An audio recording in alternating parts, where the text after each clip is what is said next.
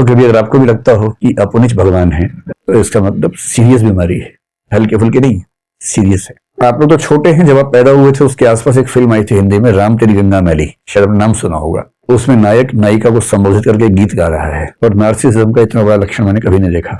वो क्या कह रहा है, मुझको देखोगे जहां तक, मुझको पाओगे वहां तक, रास्तों से कारवां तक, इस जहां से उस जहां तक, मैं ही मैं हूं, मैं ही मैं हूं, दूसरा कोई नहीं। यदि आपकी जिंदगी में ऐसा प्रेमी प्रेमिका आ जाए तो सीधे लेके जाना है साइकेट्रिस्ट के पास, आपकी जिम्मेदारी बनती है।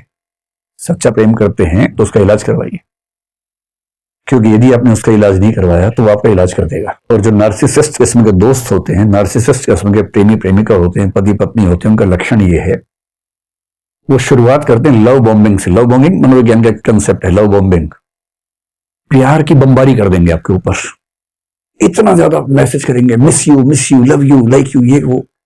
24 घंटे में कम से कम 500 मैसेज करते रहेंगे, और आप सोचेंगे कि इतना प्रेम करने वाला मनुष्य मुझे मिला है, ऐसा तो दुनिया में किसी को नहीं मिला। ये पहला फेज है, ये स्थायी नहीं है, ये सिर्फ पहला फेज है। वो दरअसल सिर्फ अपने आप से प्यार करता है, और इस समय आपको प्यार करने की वजह से वो अपने आप से प्यार कर पा रहा है। आप केवल एक टूल हैं जिसको हासिल करके उसको खुद से प्यार करने की वजह मिल गई है। और ऐसे व्यक्ति में जो अगला स्तर आता है उसको गैस लाइटिंग बोलते हैं मनोविज्ञान में। गैस लाइटिंग शब्द आपने सुना या नहीं सुना पता नहीं। गैस लाइटिंग एक टर्म है, इसका मतलब ये होता है दूसरों को इतना छोटा करके साबित कर देना, इतना आरोप लगाना कि वो बेचारा अपनी सहजताओं को भी पाप समझने लगे, अपनी कमजोरी समझने लगे। जैसे सुबह मान लीजिए उठने की बात है, सबका मन करता है आराम से उठने का, ये लाट साहब तो 8 बजे उठेंगे। अगर पत्नी एक दिन थोड़ा सा लेट उठ गई तो उसको इतना सुना देगा, तुम कैसी औरत हो, कोई शर्म नहीं तुम्हारे अंदर, तो तुम 8 बजे उठ रही हो, खुद रोज 8 बजे उठता है, 8 बजे उठ रही हो, नरक जाओगी तुम तो, मेरी माँ को देखो 4 बजे उठती है सुबह। इतना सुना देगा, इतना सुना देगा कि उस बेचारी को सुबह 8 बजे उठना इतनी गिल्ट फीलिंग हो जाएगी कि वो धीरे धीरे खुद को धिक्कारते धिक्कारते खत्म हो जाएगी। ये इसका उल्टा भी हो सकता है, कोई महिला किसी पुरुष को करे, ये भी हो सकता है। अपने साथी को, अपने दोस्त को, अपने पति को, पत्नी को, अपने किसी रिश्तेदार को उन चीजों के लिए ब्लेम करना जो दरअसल ब्लेम करने वाली नहीं है, इतना ब्लेम करना कि वो बेचारा इंफीरियरिटी कॉम्प्लेक्स में, गिल्ट कॉम्प्लेक्स में चला जाए, इसको बोलते हैं गैस लाइटिंग। तो यदि कोई प्यार की बमबारी कर रहा हो तो खतरा है कि अगला स्तर ही आने वाला है।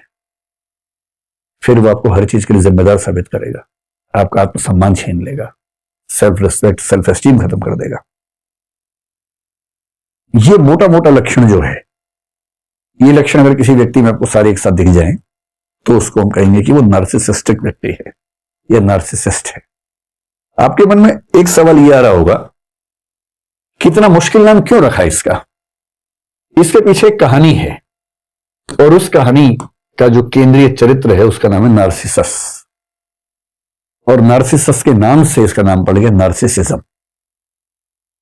दरअसल कहानी 2 कैरेक्टर्स की है, एक नार्सिसिस है और एक ईको है, या एको है जो भी आप बोलते हैं उसको। देखिए, दुनिया के सभी धर्मों में जो शुरुआती कथाएं हैं, कहानियां हैं ना, बहुत रोचक कहानियां हैं। उन कहानियों का एक पर्पस क्या होता है कि नैतिक विचार सिखाने के लिए कहानी का इस्तेमाल करें। जब आप छोटे थे, आपको याद होगा, आपके पेरेंट्स आपको कहानियां सुनाते होंगे। आपकी पीढ़ी तो नहीं सुना पा रही है, जब आप पेरेंट्स बनेंगे तो कहानियां शायद नहीं सुना पाएंगे, क्योंकि बच्चा सुनना भी नहीं चाहेगा, वो कहेगा आप चुप रहो, मैं टीवी में देख लूंगा, डोरेमोन आ रहा है मैं उसी कहानी सुन लूंगा, और शिनचैन आ रहा है मुझे उसमें ज्यादा रुचि है, आपकी कहानी में कम रुचि है। लेकिन आज से 1-2 पीढ़ी पहले तक सारे बच्चे कहानियां सुन सुन के बड़े हुए हैं, और पेरेंट्स की कोशिश क्या होती थी, कहानियों के माध्यम से बच्चों को नैतिक मूल्य सिखा दें। ये दुनिया के हर समाज में होता था। और बच्चे कई मुश्किल सवाल पूछ लेते हैं, उनका जवाब देने के लिए भी कल्पनाएं कर लेते हैं। जैसे मैं सोचता हूं कि ग्रीक समाज में किसी बच्चे ने पूछा होगा कि जैसे आप कहीं जंगल में आके जोर से आवाज दें तो आवाज बार बार रिपीट होती है, बाद में एक होती है, तो बच्चे पूछते हैं कि ये आवाज कहां से आ रही है। अब उस समय फिजिक्स इतनी विकसित नहीं थी कि फिजिक्स के बेस पे इसका आंसर आप दे सकें, तो फिर लोग कल्पनाएं कर लेते हैं। उन्होंने कल्पना कर ली कि ये जो आवाज है, इस आवाज के पीछे एक कहानी है बेटा, और वो जो कहानी है वो कहानी ये कहानी है। तो क्या कहानी सुन लीजिए, फिर आपको पूरा अंदाजा हो जाएगा कि ये शब्द कहां से पैदा हो रहा है। एक बहुत प्रसिद्ध लेखक हुए हैं रोमन लिटरेचर में, ओविड नाम के, उनका एक महाकाव्य आपने नाम सुना होगा, मेटामॉर्फोसिस उसका महाकाव्य का नाम है, जो सीजर ऑगस्टस के समय में लिखा गया था, यानी कि ईस्वी पूर्व 27 से ईसा पश्चात 14 के बीच में कभी लिखा गया था, मतलब ईसा मसीह के दौर में लिखा गया था लगभग। उसमें जो भाग 3 है उसमें कहानी आती है, ये वाली कहानी। क्या कहानी है? ग्रीक कहानी है, ग्रीस की, यूनान की कहानी। ये एक लड़का था नार्सिसस, और ये कौन था? तो एक देवता है, नदियों के देवता ग्रीस में। जैसे हमारे होता है ना कि वर्षा के देवता, सूर्य देवता, चंद्र देवता, वहां भी खूब देवता माने जाते थे उस समय में। तो जो नदियों के देवता थे, सिफिसस बोलते थे उनको, और साथ में एक अप्सरा थी। अप्सरा शब्द यहां भी खूब चलता है ना, हमारे यहाँ मेनका को अप्सरा माना गया। और कौन अप्सराएं हैं? उर्वशी है, रंभा है ना। अप्सराओं की कहानी यहां भी है, वहां भी होती है अप्सरा की कहानी।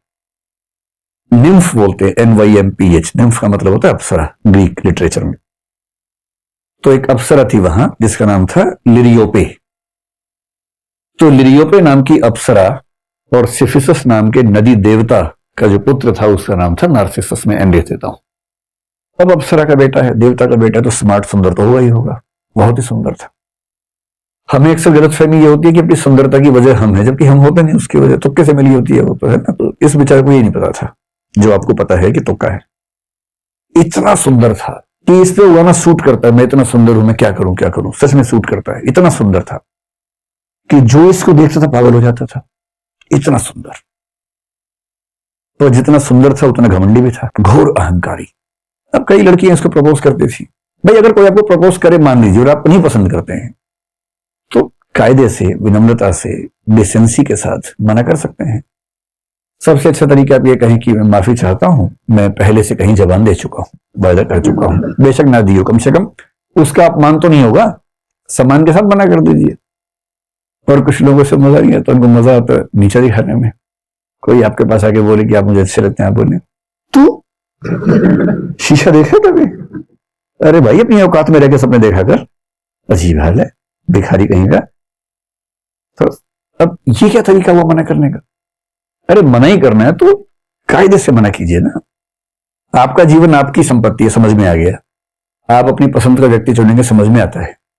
और आप किसी का भी अपमान करते चलेंगे तो सही बात नहीं है। इस घमंडी लड़के को इस बात का एहसास नहीं था, खूब अपमान करता था।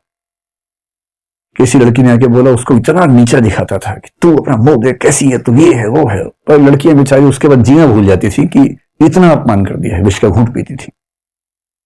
अच्छा, एक कहानी पढ़ के लगता है कि उस समय के ग्रीक समाज में शायद होमोसेक्सुअल रिलेशनशिप्स को लेकर भी बहुत तनाव नहीं था, क्योंकि कहानी में ये भी आता है कि वह लड़का भी इस पे दीवाना हो गया था। वो लड़का बोला कि तलवार, मतलब वो आया उसके पास कि मैं आपके लिए जान दे सकता हूं, मैं कुछ भी कर सकता हूं, मैं चाहता हूं आपके साथ जीना। तो उसने कहा जान दे सकता है तो जान दे दे। वो अवाक रह गया, तो उससे तलवार निकाल के दी कि ले जान दे दे भाई, इतना ही शौक है तो। उसने सच में अपनी गर्दन काट दी और मरने से पहले भगवान से प्रार्थना की कि इस आदमी को सबक सिखाना कि जितना नीचा दिखाता सब लोगों को। और इसको एहसास था नहीं इस बात का।